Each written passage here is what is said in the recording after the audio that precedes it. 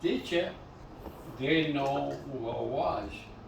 And one teacher told me, I'll never forget, he said, he says, you got brains, use them, use them. You're not a completely zero. And that teacher in Tunis, believe it or not, that's what the thing is that bothered me. I remember the name of the teacher. He was an Italian teacher in Tunis. You know something? I still remember his last name, Barruero. The last name it was Barruero. So then we had a lady come in for another hour. I don't remember for what reason. But we used to have different teachers. Then we had a priest come in from 1 hour too to talk about religion in Tunis. Tunis was in my mind all the time because I see so much beauty. It was the first time in my life, I was very young. Rest in peace, my sister, Antonietta, when she took him out, she used to say, dame la mano, dame la mano. I used to walk with my sister, hold my hand, because so much traffic, you know. So I never forget, we stopped Café Bonde in French. Café Bonde, it was one of the beautiful coffee shops inside the, and that particular coffee shop, they had something moving on the window, a toy. It was around Christmas time. And I was fascinated. I never see those big, puppets like puppets. Yeah. So, and my sister, andiamo, come on, andiamo, let's go. You know, they're watching. I don't want to move from the window. In Cafe, A child. Of course. Cafe He was a Bonde. child. Yeah. And that's why I miss him, because she actually, it was my second mother. I know. And my nephew knows the story. I know. Anyhow, memory. Too bad I can't get the thing for you. Yeah. And my dream was to see Tunis last time in my life. But you can still go. And I remember very well, in the wartime, we went through hell to bring the man back in Sicily, my father. My father, he was paralyzed. It was around the wartime.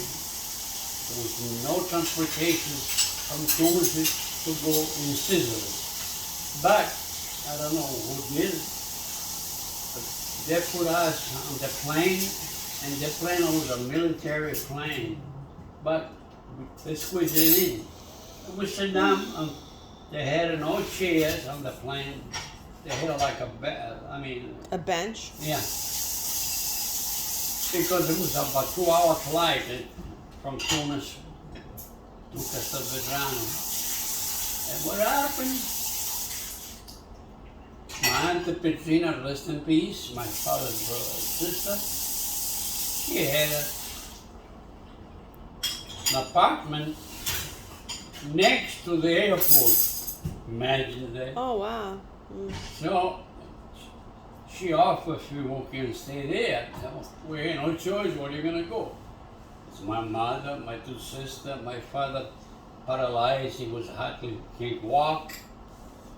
So we stay at La Chiusa, the name of the place is La Chiusa. You can walk from the La Chiusa to the cemetery in Castelvetrano.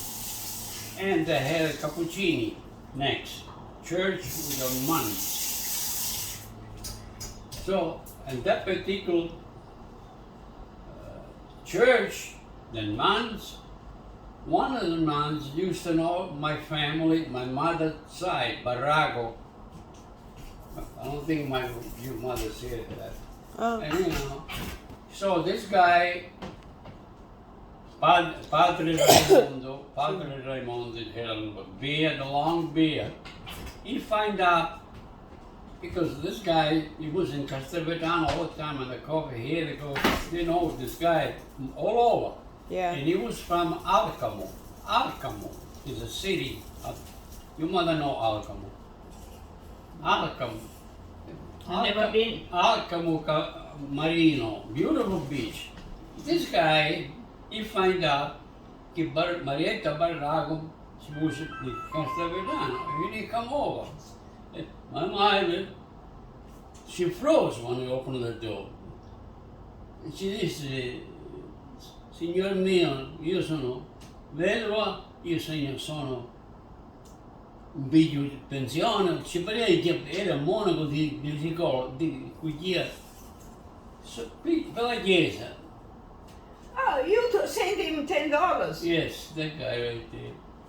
And that guy, You have the receipt that you send him $10. Padre Raimondo became a friend of ours.